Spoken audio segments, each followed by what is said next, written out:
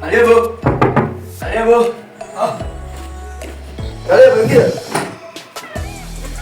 Wa vipi mwanangu na hadi sasa hivi? Wancho ni vipi? Yangu umelala tu na jamfano na kazi wala kazi sema kazi mwanangu. Sasa ni hivi.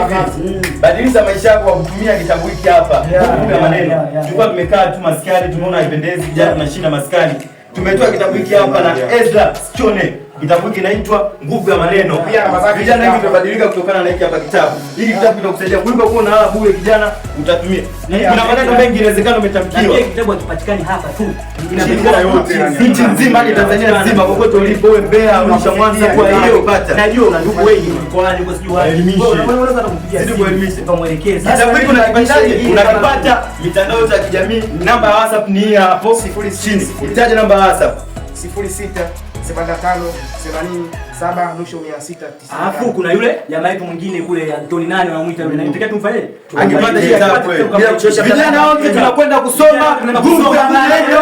Nguvu ya Maneno. Nguvu ya Maneno.